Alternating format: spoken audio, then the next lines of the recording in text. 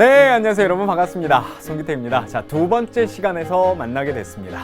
자, 이 강의 제목은 현대생활과 응용윤리 두 번째 시간으로 진행을 하겠는데요. 교재를 보시면 18페이지에 해당이 됩니다. 벌써 이제 한 강 하고서 앞부분을 한 10페이지가량을 끝낸 셈이기 때문에 여러분들 속도에 대해서는 좀 적응을 하셔야 돼요. 그래서 제가 이번 시간에도 좀 빨리 진행을 하면서 교재의 모든 부분을 다 훑어드리려고 합니다. 자, 그래서 여러분들이 좀 한 강 한 강 들어가면서 수능 문제 유형들을 하나하나 내가 해결해 가는구나. 미션 클리어를 하나씩 해나가는구나. 그래서 마지막 20강 딱 듣고 나면 야, 내가 20문제 유형을 다 파악했네 라는 느낌이면 좋을 것 같습니다. 또한 내신 시험을 준비하시는데도 엑기스 수업으로 도움이 좀 되셨으면 좋겠고요. 역시 이번 시간에도 말미에 대표적인 유형의 문제를 하나 풀어드릴 텐데요. 풀지 않는 문제는 우리 60강짜리 강의가 또 모든 문제를 풀어드리게 다 준비가 되어 있기 때문에 그걸 참고하시면 되겠고요. 저는 빠른 속도로 개념 정리와 핵심이 되는 부분들 짚어드리도록 하겠습니다. 자, 그러면 이번 시간도 이것만은 꼭 제시하면서 출발해야 되겠죠? 자, 이것만은 꼭 제시를 해보겠습니다. 응용윤리의 제문제 이해라고 되어 있는데요. 응용윤리의 아주 다양한 파트가 제문제라는 이름으로 등장하고 있습니다. 이런 것들을 좀 유형 파악을 하시고 제가 시험 문제 거리들을 좀 제공해 드릴게요. 그것들을 여러분들이 정리하시면 되겠고요. 두 번째는 윤리적 탐구 과정. 그 탐구 과정에서 가장 중요한 건 요겁니다. 여기에서의 핵심은 뭐냐면 비판적 자세예요. 비판적 탐구 자세. 그 다음 마지막으로 토론과 성찰의 중요성을 여러분들이 이해를 하시면 되겠습니다. 자, 그러면 우리 교재에 나와 있는 대로요. 10페이지 먼저 얘기를 좀 할 텐데요. 지난 시간에 우리가 응용윤리의 등장 배경, 또 응용윤리가 어떤 것들을 다루는지 쭉 정리를 했고요. 그리고 응용윤리의 어떠한 내용들이 다뤄지는지를 또 정리를 했었습니다. 근데 그걸 일목요연하게 좀 표로 정리를 해봤는데요. 10페이지에 해당이 되고 이걸 빨리 정리하고 다음 18페이지, 다음 단원, 제가 오늘 이야기한 부분은 진행을 해보도록 하죠. 자, 그러면은 한번 띄워놓고 얘기를 해보도록 하겠습니다. 교재에는 10페이지에 나와 있는 내용들인데요. 응용윤리의 제문제라고 되어 있습니다. 사실 이게 제문제 하니까 이 용어가 좀 생소하실 텐데요. 한자로는 이 모두 제자를 쓰는 겁니다. 그래서 엄밀하게는 이렇게 붙여서 제문제라고 해도 되고요. 이게 그 버트런트 러셀이라고 하는 유명한 철학자가 철학책을 한 권 쓰는데요. 그게 바로 철학의 제문제라고 우리는 번역을 했어요. 그러니까 철학에 관련된 problems라고 되어 있거든요. 제목이. 그러니까 철학에 해당되는 많은 다양한 문제들을 엮어놓은 것을 제문제라고 했는데요.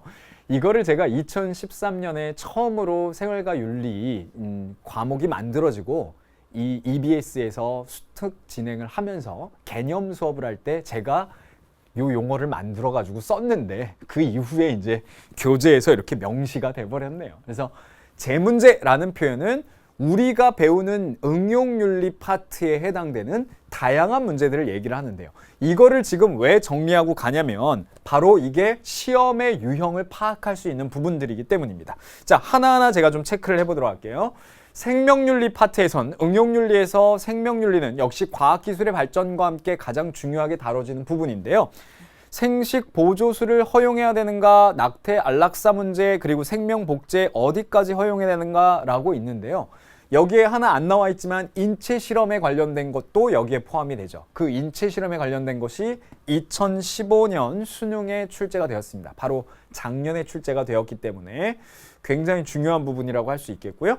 성윤리 파트에서는 성적 욕망에 대한 것, 그 다음에 성상품화에 대해서 어떻게 바라볼 것이냐라는 건데요. 단독으로 출제되기보단 우리가 나중에 이제 정리를 하겠지만 칸트의 입장에서, 즉 의무론의 입장에선 이 상품화 문제를 어떻게 볼 것이냐, 공리주의의 입장에선 어떻게 볼 것이냐, 이런 것들이 다뤄질 수 있겠죠. 자, 그 다음 아래 칸을 보시면 정보윤리와 환경윤리가 나오고 있습니다. 사이버 공간에서 자아 정체성은 현실 공간에서와 동일한가? 라고 되어 있는데요. 이 사이버 공간에 관련된 문제가 굉장히 좀 어려운 문제로 작년에 출제가 되었어요. 그래서 우리도 요거를 어디에서 자세히 다루냐면 11강에서 아주 자세하게 다룰 부분입니다. 그래서 요 11강에서 정보윤리를 하는데 그 내용이 작년 수능처럼 어렵게 출제가 될 수 있기 때문에 사이버 공간에 대한 윤리의식에 관련된 내용 잘 정리를 해야 되겠죠. 야, 환경윤리입니다. 이 가장 중요한데요. 좀 감을 가지셔야 돼요. 뭔 얘기냐면 생활과 윤리 문제는요. 학생들이 많이 선택을 합니다. 50.5%가 작년에 선택을 했죠. OT 때 제가 말씀드리지 않았습니까? 근데 이 50.5%의 학생들이 생활과 윤리를 많이 선택하는 이유는 굉장히 쉬운 느낌이 들어서입니다. 그래서 이 과목이 처음 신설됐을 때 많은 걱정들을 저한테 우려를 학생들이 질문을 하고 표를 했었어요. 근데 막상 뚜껑을 열어보고 수능 시험이 진행이 되다 보니까 만점자가 그리 많지 않아요. 그러니까 선생님한테 이제 찾아와가지고 질문하죠. 선생님, 생활과 윤리 너무 쉬워서 등급 좀 실패할 수 있지 않을까요? 아니, 대수능에서 등급 실패하는 거 봤어요? 네? 전혀 그런 걱정이 없습니다. 오히려 뚜껑을 열어보니 만점받기 어렵더라. 그러면 어디에서 고난이도 문제가 나오느냐? 환경 파트. 근데 환경 파트의 어떤 부분이 어렵게 나오냐면 인간 중심주의와 생태 중심주의를 비교함으로써 혹은 인간 중심주의의 문제를 해결하기 위한 대안들에 대한 이야기. 지금 뭐 이번에 이제 새로 등장한 게 기후 변화에 대한 내용까지 새롭게 지금 들어온 거 아닙니까? 그래서 이 부분 굉장히 중요하기 때문에 선생님하고는 환경윤리는 10강에서 아주 자세하게 다룹니다. 그래서 10강에서 요 내용들을 여러분들이 잘 참고를 해서 시험 문제, 어려운 문제 내가 틀리지 않겠다라는 각오로 좀 준비를 해주시면 되겠어요. 그 다음 사회윤리.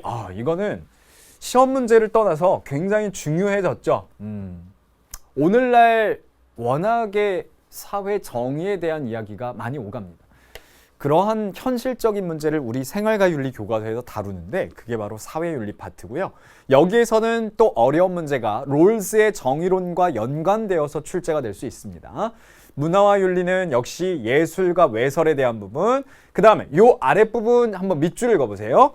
의식주, 그 다음에 문화의 다양성 존중, 이런 부분이요. 지금 현대사회에 아주 중요한 부분이죠.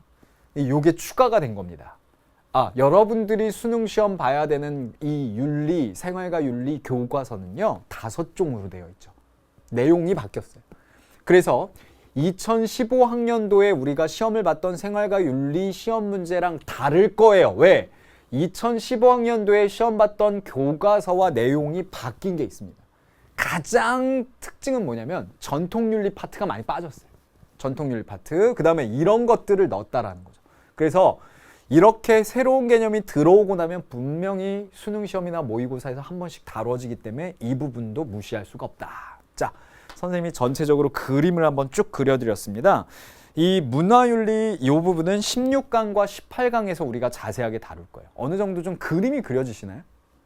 그래서 20강까지 쭉 우리가 공부하고 나면 이제 마지막 20강에 해당되는 게 평화윤리 파트거든요. 그래서 요 파트까지 우리가 공부를 딱 하고 나면 요 정도 문제가 20문제로 이렇게 딱 정리가 되는구나 라는 감을 좀 익히실 거라고 생각을 합니다. 자, 선생님이 요 정도 시간 보내고 딱 요거 아주 흐름을 정리해 드리고 오늘 본격적으로 내용 다뤄봐야지 라고 했는데 딱 시간이 맞았네요. 자, 요 정도 여러분들이 정리하면 좋을 것 같고요. 그 다음 우리 교재는 아까 말씀드린 대로 18페이지로 가보도록 하겠습니다. 자, 교재 준비하셨나요? 네, 뉴탐스런. 자, 18페이지 보면 제목이 나와 있어요. 윤리 문제와 윤리적 탐구라고 되어 있습니다. 다른 부분 다 여러분들이 모르셔도 양가로 2번 탐구를 위한 사고 유형, 요거는 꼭 기억하셔요. 네, 그래서 요거를 제가 자세히 설명을 드려보도록 하겠습니다. 자, 자리를 옮겨서 좀 필기를 해가면서 설명을 드려볼까요? 자, 교재 18페이지인데요. 자, 제목은 윤리문제와 윤리적 탐구입니다. 근데 그 중에 이제 탐구를 위한 사고 유형이라고 나오거든요. 자, 탐구를 위한 사고 유형입니다. 자, 그 전에 이제 여러분들이 탐구라는 것은 역시 윤리적 자세, 윤리를 공부하는 데 가장 중요한 것이다 라고 정리할 수 있는데요. 교재에 나와 있는 것처럼 진리와 학문을 깊이 연구하는 것을 우리가 탐구라고 정의를 냅니다. 밑줄 하나 그어주시고요. 그 다음 아래에 보면 이제 탐구를 위한 사고 유형, 그 중에 이제 첫 번째가 바로 논리적 사고입니다. 자, 1번. 자, 탐구를 위한이죠. 탐고가 뭐예요? 탐구. 자, 1번. 탐구를 위한 사고 유형 중에 논리적 사고가 나옵니다. 근데 논리적 사고라는 건 우리가 어떨 때 이제 논리적이다, 논리적이지 않다 뭐 이런 표현을 쓰나요? 교재에 나와 있는 것처럼 핵심은 그거죠. 오류나 모순이 없어야 됩니다. 오류, 그다음에 모순이 없는 상태. 무슨 말이냐면 논리적을 앞에 붙이잖아요. 어떤 문장을 내가 토론을 하거나 글을 쓸 때 제시를 했는데 뭐 성급한 일반화의 오류에 빠진다든지 우물에 독 뿌리기 오류에 빠진다든지 이런 오류에 빠지면 안 된다라는 거고요.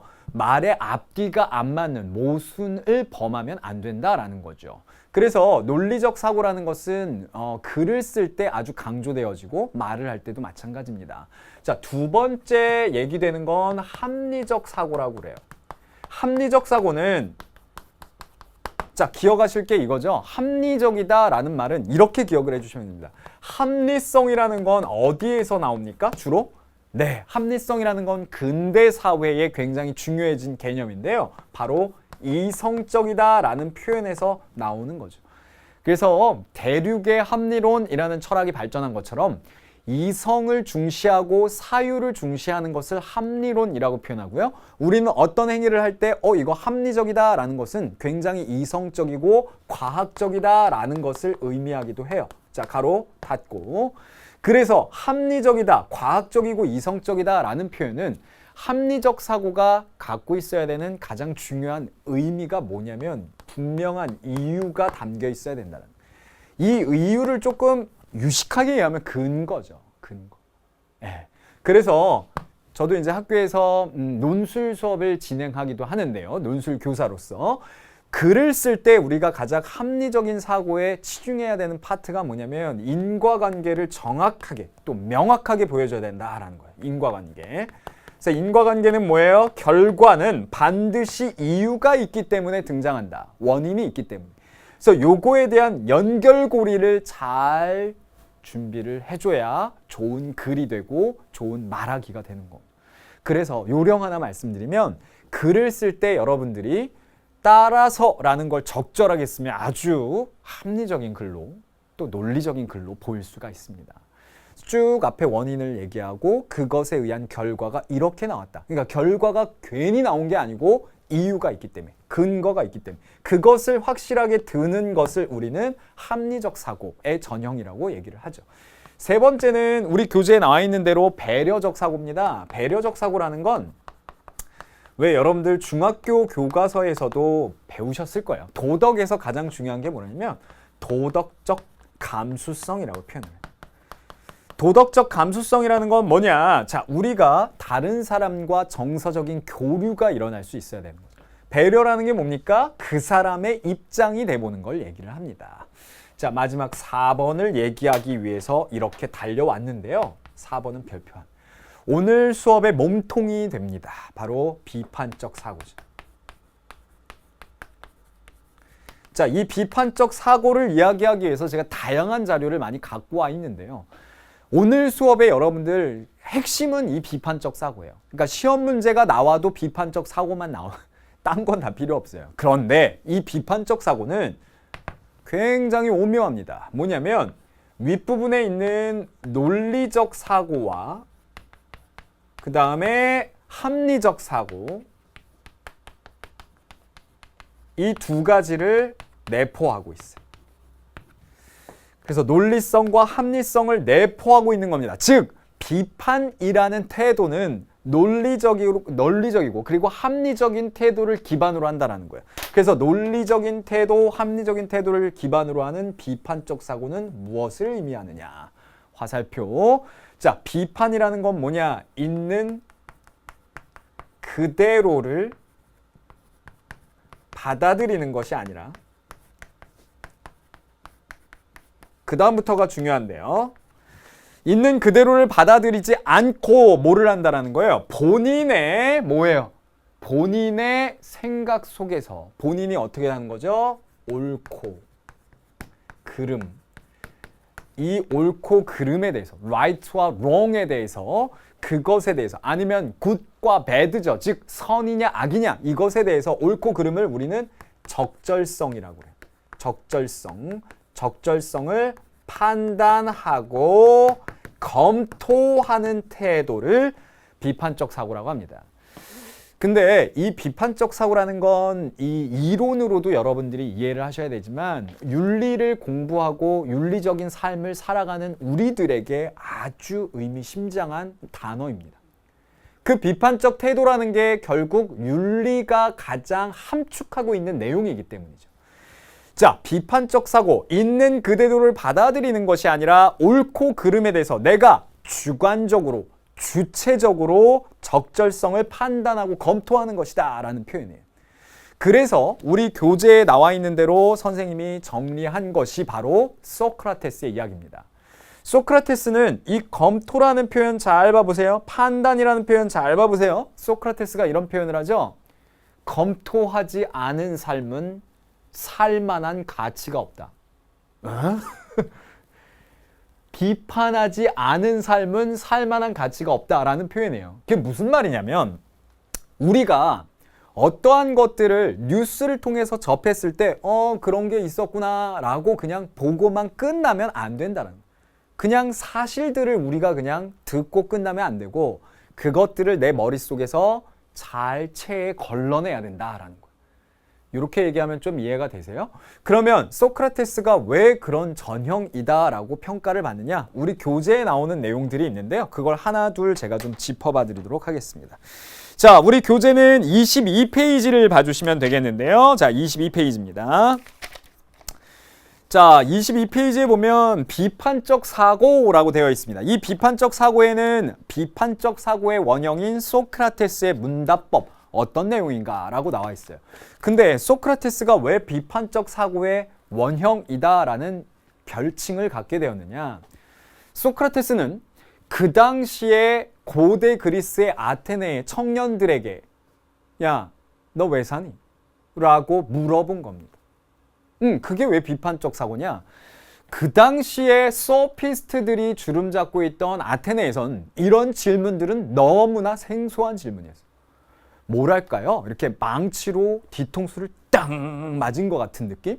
그래서 그 당시에 이런 거르기아스 같은 대표적인 소피스트들은 이런 말들을 청년들에게 가르치고 다닙니다. 고액 연봉을 받는 교수 플러스 변호사 형태였거든요. 이 소피스트들, 제가 탐스런 윤리화 사상을 진행하기도 하는데요. 탐스런 윤리화 사상에 딱 보면 이 소피스트와 세계의 라이벌인 이 소크라테스의 대결을 확인하실 수 있습니다. 그거를 참고하시면 더 자세하게 알아두실 수 있는데요. 우리 20강으로 진행하는 뉴 탐스런 생활과 윤리에선 이 정도 내용, 흐름 파악을 하시면 됩니다. 자, 문제, 비판적 사고에 대한 문제이기 때문에 고르기아스가 이런 말을 하네요. 아무것도 존재하지 않는. 존재한다 하더라도 말을 할 수가 없어. 전달할 수가 없어. 그런데 무슨 절대불변의 기준과 가치 이런 게 있어? 라고 얘기합니다. 지금 보이고 있는 고르기아스죠. 트라시마쿠스라고 하는 사람이 있습니다. 플라톤의 국가라는 책에도 소크라테스와 대화를 하는 상대자로 많이 등장하는 사람이 아주 유명한 소피스트, 바로 트라시마쿠스인데요. 이 소피스트는 이러한 사람들의 그룹을 소피스트라고 표현을 하는 거예요. 트라시마쿠스는 힘이 정의이다. 재판은 더 강한 자들의 이익에 불과하다. 굉장히 현실적이죠. 여러분들이 지금 고등학교 1학년, 2학년 정도? 네. 여러분들 느낌에는 정의라는 건 힘에서 나온다라고 보세요? 뭐 다양한 생각이 있겠죠. 힘이 정의인가?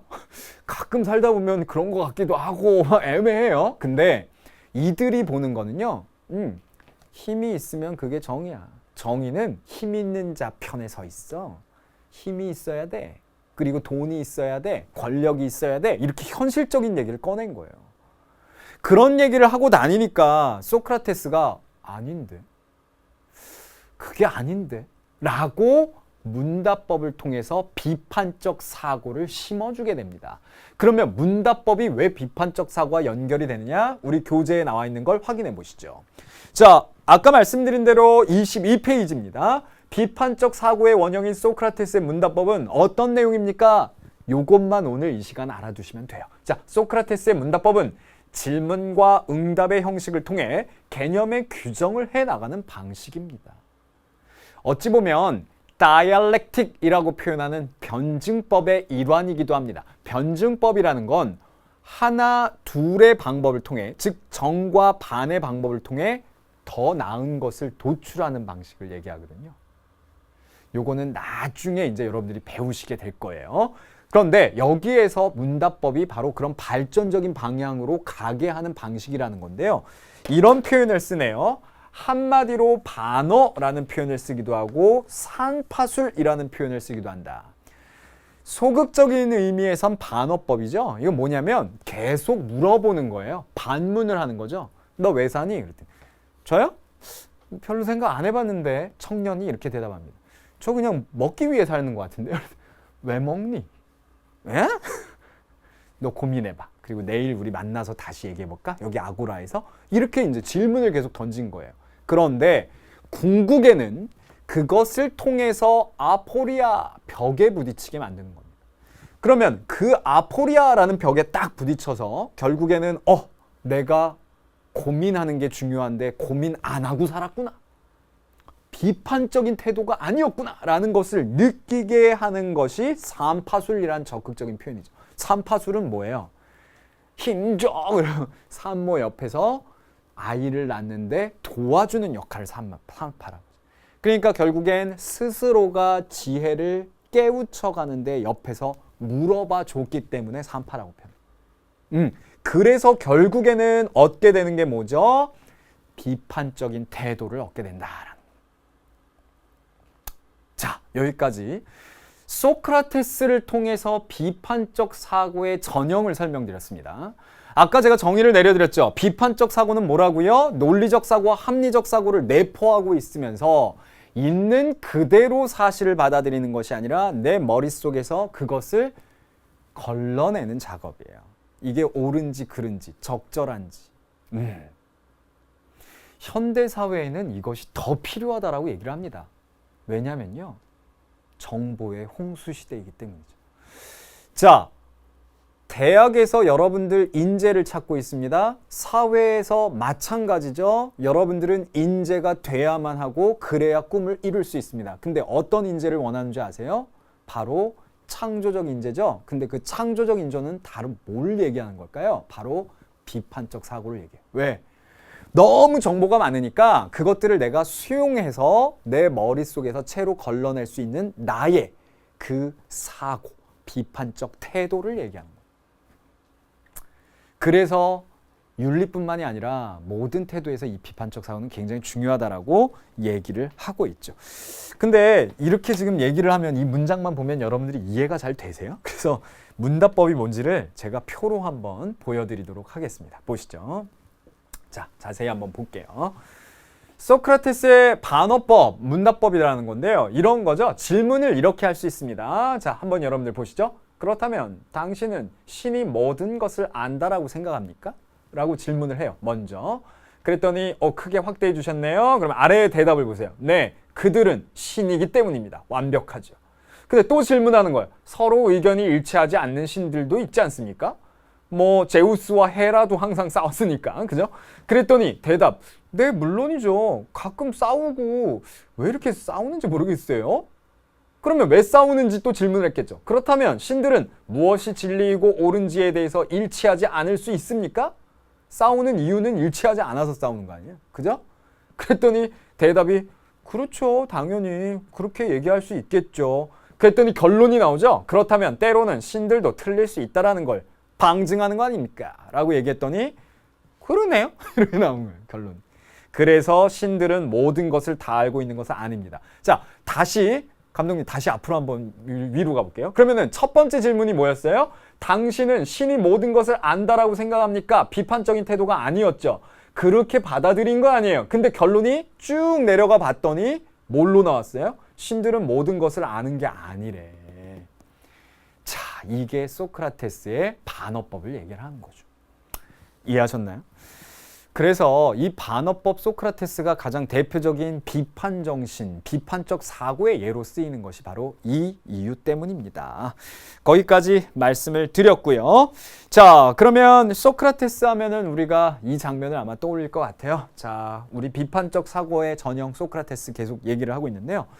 소크라테스의 죽음을 다루고 있는 마지막 장면, 소크라테스의 죽음이라는 자크 루이 다비드의 작품입니다.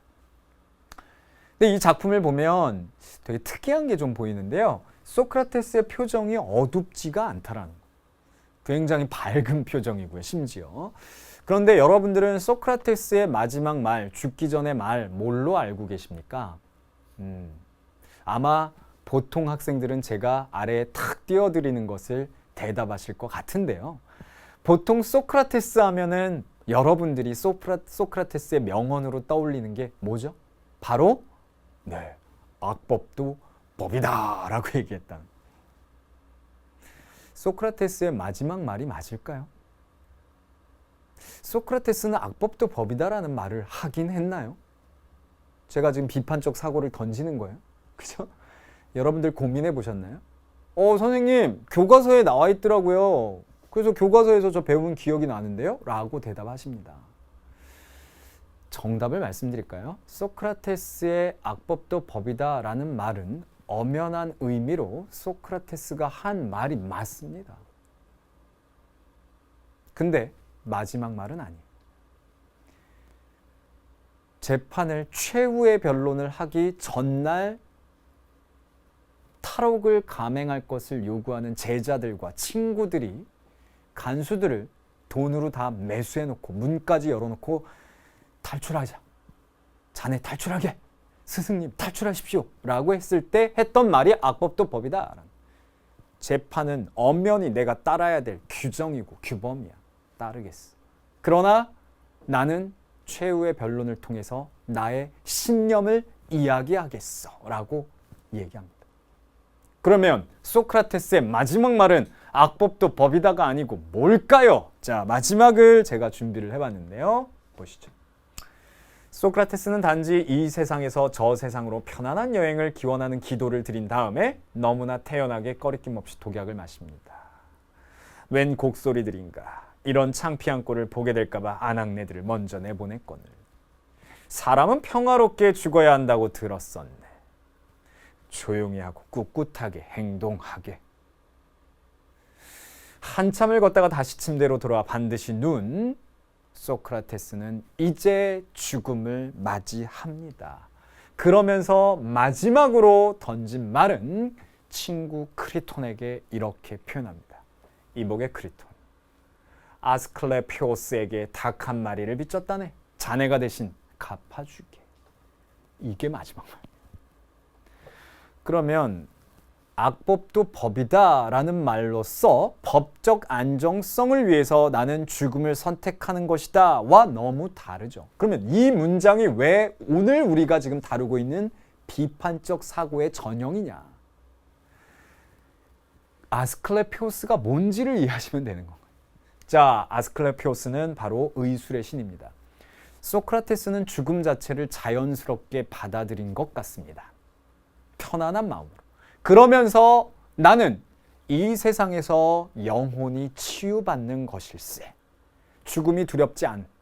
그러나 나는 죽음이다라는 것을 두려워해서 생명을 보전하려고 내가 신념으로 삼고 있는 걸 포기하지는 않을 거야. 라는 거예요. 그게 바로 뭐냐면 철학하는 자세이고 그 철학하는 자세가 비판적 태도이고 비판적 사고가 소크라테스가 청년들에게 가르쳐줬던 것이죠. 그래서 그것을 본인이 끝까지 유지하기 위해서 당당하게 죽음을 받아들인 겁니다. 그러니까 이것을 악법도 법이다가 마지막 말 이렇게 해버리면 완전히 달라진 거죠. 그리하여 2004년부터 수정권관이 내려와서 지금 중학교에 나오는 소크라테스의 마지막 말은 악법도 법이다 라는 이 표현은 사라져 있습니다. 이게 아마 소크라테스를 통해서 우리가 비판적 사고를 오늘 다루게 되는 이유인 것 같아요. 아마 상식적이다라고 하는 내용마저도 우리가 내 머릿속에서 옳고 그름, 그 적절함을 되새겨보고 채로 걸러보는 작업, 그것이 필요하다라는 게 바로 소크라테스의 이야기니까요. 자, 그러면 우리가 이런 것들이 이제 어떤 식으로 시험에 나올 수 있느냐? 우리 교재의 성찰의 자세하고도 연결이 될 수 있는데요. 바로 선비정신과 연결이 되기도 합니다.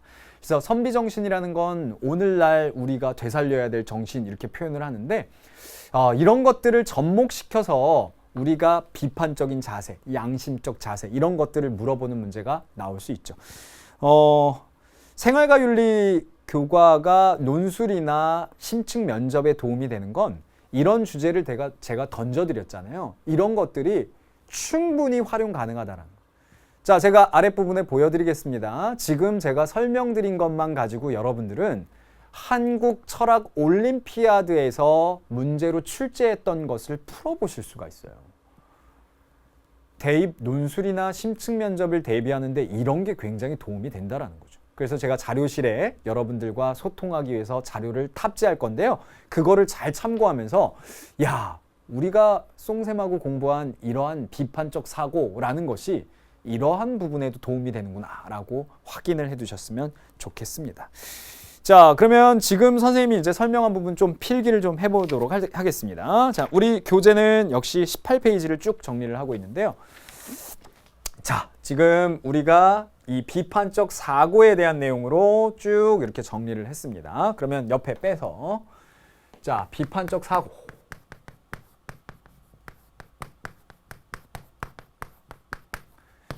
시험 문제에 다뤄질 때 우리가 문제를 오늘 하나 풀어볼 건데요. 꼭 다뤄질 수 있는 사람이 바로 소크라테스의 철학하는 자세. 지금 제가 막 부연 설명을 스토리텔링으로 다양하게 해드렸습니다. 그 내용이 이제 출제가 될 수 있겠고요. 선비정신 출제가 될 수 있겠죠. 자, 선비정신, 선비는 양심적 지식인과 그 다음에 비판적 지식인, 그 다음에 참여적 지식인, 이것을 두루 표현을 하는 겁니다. 선비가 한자어인가요? 선비 많이 들어보셨죠? 선비는 한자어가 아니에요. 선비는 몽골어에서 그런 어근이 이제 발견이 되는데요. 선비라는 것 자체가 한자어가 아니고요. 선은 이제 어질다라고 해서 이제 몽골어에서 션이라는 표현이 나오는데 그게 어원이 된 거고요. 비는 이제 지식인을 의미할 때 이제 인이라는 표현이 어근이 있어요. 그래서 거기에서 유래된 게 선비 이렇게 된 거죠. 션배 하다가 선비 이렇게 된 겁니다. 근데 선비 정신이라는 것도 역시 비판적 사고의 예로 쓰일 수가 있겠고요. 그 다음에 요 얘기입니다. 바로 예루살렘의 아이히만. 요게 우리 이번 푸는 문제에서도 이제 등장을 하죠. 예루살렘의 아이만 하면은 무슨 얘기냐면 여러분들이 아마 이 얘기를 알고 계실 것 같은데요.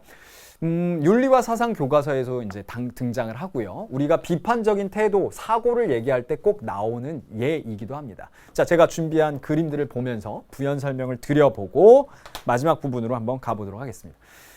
자, 칼 아도프 아이히만은 바로 600만 명의 유대인을 홀로코스트, 대학살한 장본인이기도 합니다. 제가 윤리와 사상 수업하면서 이 얘기를 또 언급하기도 하는데요. 이 아이히만이 잡혔을 때 사람들은 야, 이 사람은 완전 괴물일 거야. 그렇게 수많은 사람들을 대학살했으니까 나치스 친위대 중령이었던 이 아이히만 어떤 모습일까? 이 악마 같은 인간. 막 이렇게 생각을 했는데요. 악마 같은 인간이 아니었던 거예요. 그러면 선량했냐? 그 얘기가 아니라 아주 평범한 사람이었다. 아르헨티나로 도망쳤다가 가족들과 함께 알콩달콩 살고 있던 이 아히만이 잡히면서 예루살렘에서 재판을 하게 됩니다. 그 재판장에 나타난 아히만은 너무나 평범한 한 집안의 가장이었어요. 그러면서 이런 얘기를 합니다. 제가 뭘 잘못했죠? 저는 그냥 위에서 지시한 대로 군인으로서의 복종을 한 것이고 버튼을 누린 것뿐이에요. 제가 뭘 잘못했죠? 저는 심지어 제 가족을 사랑합니다. 제 가족을 지키기 위해서 저는 그렇게 한 거예요. 라고 얘기를 합니다. 이 재판을 쭉 지켜보면서 너무나 충격을 받은 한나 아렌트라는 학자가 마르틴 하이데거의 제자이기도 하죠. 책을 한 권 씁니다. 그 책이 바로 예루살렘의 아이히만이라는 책이에요. 필독서로 저는 읽히기도 하는데요. 여러분들이 이 책을 보면서 이런 느낌이 드실 겁니다. 아, 사회적으로 혹은 악을 저지르는 사람은 괴물이어서 그런 게 아니라 평범함에서 나올 수가 있다. 그 평범함이 뭐죠? 바로 생각하지 않음을 얘기한. 그래서 아렌트의 이 예루살렘의 아이히만의 가장 아이히만을 비판하는 표현은 생각하지 않았기 때문. 버튼을 한번 누를 때 혹은 본인이 고민을 했다라면 그런 행동을 했을까? 수많은 사람을 죽이는 결과를 갖고 오는데 상부의 지시라고 고민 없이 한 것은 옳은 것인가? 라는 질문이죠. 그래서 결과적으로는 이 아렌트가 하는 생각하지 않음, 즉 사유하지 않음이라는 단어는 바로 오늘 우리가 정리하는 비판적 사고를 하지 않음을 얘기하는 거예요. 그래서 결론적으로 예루살렘의 아이히만을 통해서도 이 비판적 사고의 예를 우리가 찾을 수 있다라는 거고요. 그 얘기까지가 오늘 선생님이 쭉 이 비판적 사고 가장 포인트가 되는 내용을 정리하기 위해서 건네드렸던 얘기들이고요. 그 다음 18페이지 아랫부분에 윤리적 탐구의 과정으로 한번 가보도록 하겠습니다. 자, 18페이지. 역시 필기를 좀 해봐야 될 것 같은데요. 자, 요 비판적 사고 지구서 얘기를 해보도록 하겠습니다.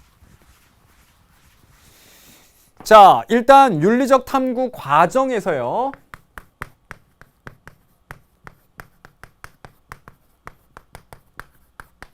가장 필요한 것은 먼저 쟁점을 확인하는 것이죠. 이 쟁점을 다른 말로는 윤리적인 딜레마 현상이라고 표현을 합니다. 아까 얘기한 대로 아이히만에게 내가 사람을 이렇게 죽이는 결과를 갖고 올 수도 있는데 이것 내가 이렇게 해도 되는 걸까라고 인지하면서 고민을 하면 됩니다. 그러면 그것을 판단하기 위해서 교과서에 나와 있는 것처럼, 교재에 나와 있는 것처럼 뭘 해야 됩니까? 자료를 수집해야 됩니다.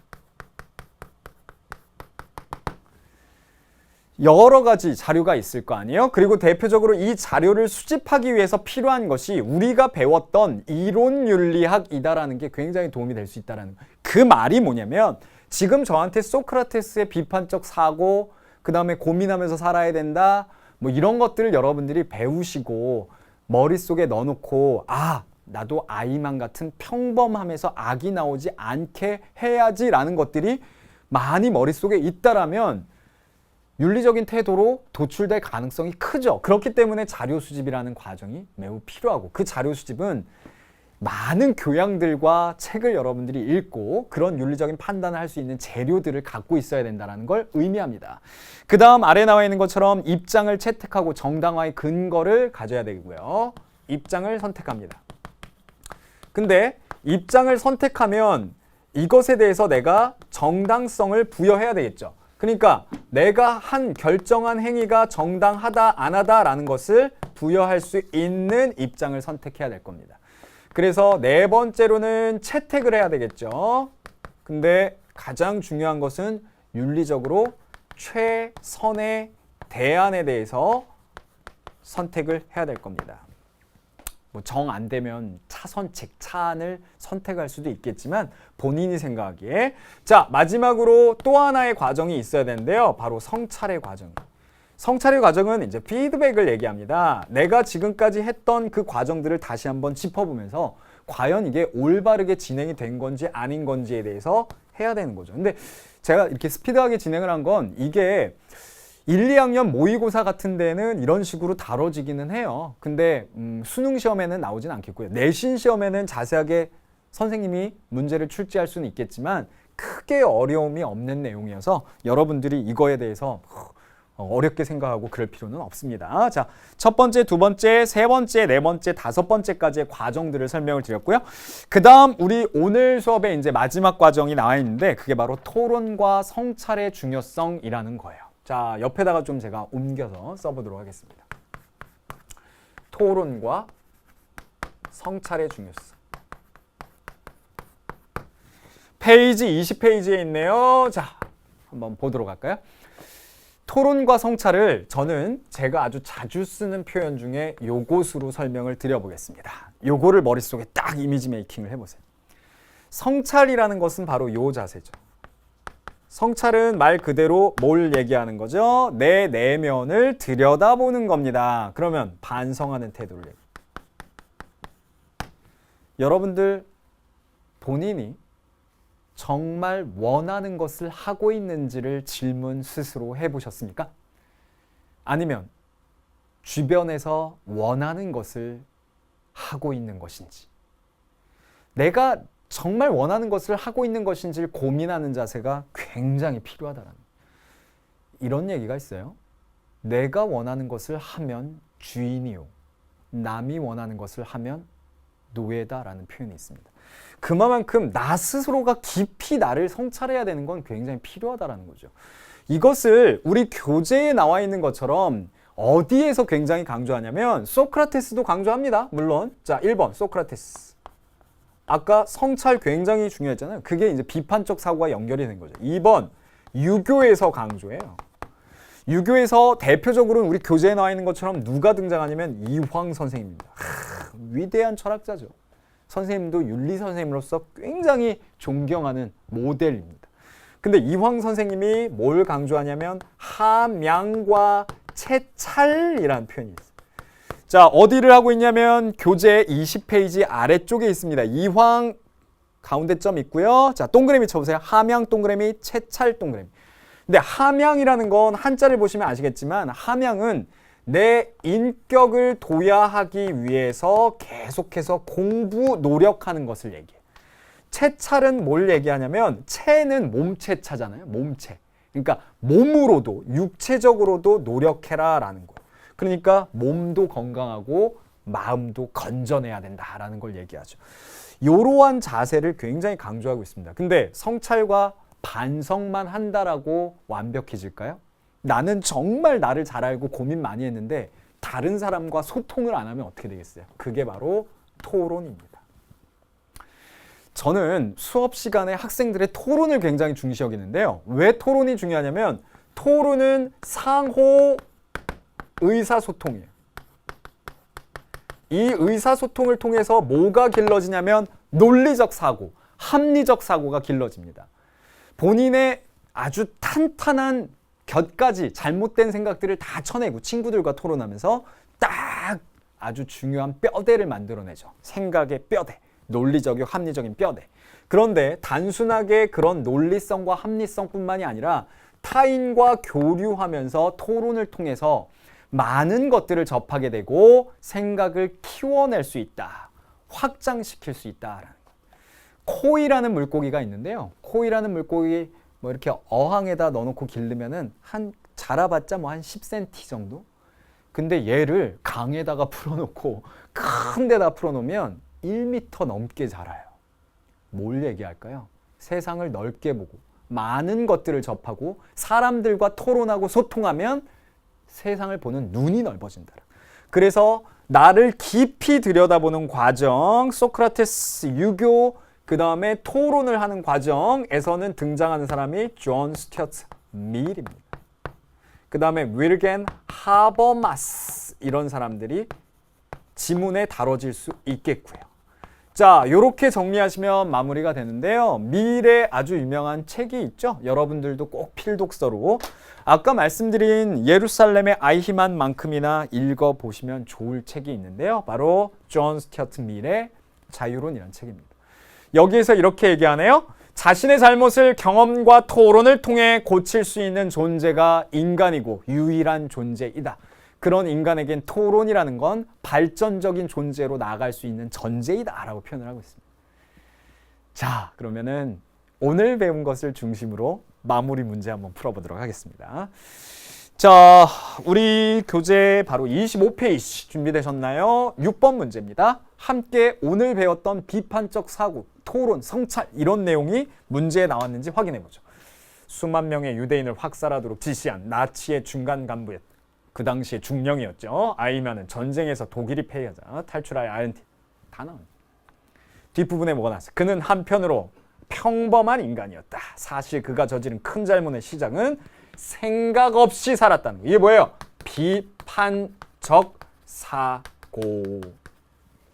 제가 이 문제를 유형으로 이제 보여드리는 건 사실은 다른 문제 다 안 풀어도 돼요. 다 풀면 좋지만 왜냐하면 요 파트에서 문제는 딱 이것밖에 안 나요. 그러면 여러분들이 그 유형, 대표적인 유형을 파악해 두면 됩니다. 결론적으로 뭐가 시험에 나와요? 비판적 사고가. 그러면 연진이 이렇게 대답하네요. 경험적 탐구의 자세가 부족한 것이기 때문이다. 경험적 탐구의 자세가 부족해요? 아니죠. 비판적 사고를 골라야 되는 거 아니겠습니까? 형식 논리를 제대로 따지지 않은 것 때문이다. 형식 논리라는 것은 논리성을 갖추기 위해서 지금 얘기하는 건 비판적 사고로서 있는 그대로 받아들이는 것이 아니라 적절성, 즉 옳고 그름을 본인이 스스로 판단했냐, 검토했냐라는 건데요. 그걸 하지 않았다라는 표현이잖아요. 자, 그 다음에 넘어가서 3번입니다. 은희가 이렇게 얘기하네요. 연역적 사고를 제대로 하지 못한 것이다. 연역적 사고라는 건 논리성을 갖추는데 3단 논법으로서 제시될 수는 있겠습니다만은 비판적 사고하고는 관계가 없겠고요. 은씨는 자기 합리화를 제대로 하지 못했다. 자기 합리화 하고 있잖아요. 자기 합리화가 뭐예요? 나는 어쩔 수 없었어 이거예요. 제가 학생들한테 가장 듣기 싫어하는 것 중에 하나가 자기 합리화인데요. 이거는 쉽게 얘기하면 핑계가 될 수 있는 거죠. 물론 억울할 수도 있습니다. 정말 맞다라면. 그런데 딱 보기에 잘못을 했을 땐 시원하게 제가 생각이 짧았네요. 이게 더 멋있어요. 근데 막 변명하고 핑계대고 그러면 좀 그렇죠. 그거를 좀 나쁜 의미에서는 자기합리화라고 할 수 있는데요. 이 글에서 아이히만은 굉장히 자기합리화를 잘하고 있습니다. 난 잘못 없어요. 왜요? 나는 하라는 대로 했을 뿐인데요. 그게 군인의 덕목 아닙니까? 이렇게 대답을 한 거니까. 자, 마지막 서현이 정답이겠네요. 상관의 명령을 비판적 사고 없이 따른 점이 문제이다. 요게 정답이 되겠죠. 오늘 우리가 공부한 것의 가장 핵심은 바로 비판적 사고에 있었고요. 그것의 전형을 바로 아이히만 이야기를 통해서 확인할 수 있었습니다. 선생님이 오늘 풀어드리지 못한 그런 문제들은요. 저하고 진행하는 20강, 이 뉴탐스런 강의에서 진행하는 건 아니고요. 60강짜리 뉴탐스런 강의에서 문제 풀어드린 게 있기 때문에 혹시 잘 안 풀리는 문제가 있으면 저한테 수강 후기나 Q&A로 질문을 하셔도 되겠고 그 강의에서 확인을 하셔도 되겠습니다. 마지막으로 이 문장 보여드리면서 마무리를 한번 해보려고 하는데요. 여러분들에게 메시지를 던지면서 끝내는 문장인 것 같습니다. 자, 소크라테스의 표현인데요. 소크라테스는 청년들에게 이런 질문을 던집니다. 반성하지 않는 삶, 즉 검토하지 않는 삶은 살만한 가치가 없다. The unexamined life is not worth living 이라고 표현합니다. 여기에서 검토하는 삶이 가치 있다라고 하는 것은 바로 비판적 사고를 얘기하는 거겠죠. 자, 여러분들이 비판적 사고를 갖춘 지성인으로 성장하길 원하고요. 다음 강의에서는 오늘 배웠던 것을 중심으로 해서요. 우리가 의무론과 공리주의를 통해서 이 응용윤리 문제를 어떻게 접근할 수 있는지를 정리하는 시간을 가질 겁니다. 다음 시간 매우 중요한 강의로 준비하고 있는데요. 먼저 가서 기다리고 있도록 하겠습니다. 다음 시간에 만나요. 수고하셨습니다.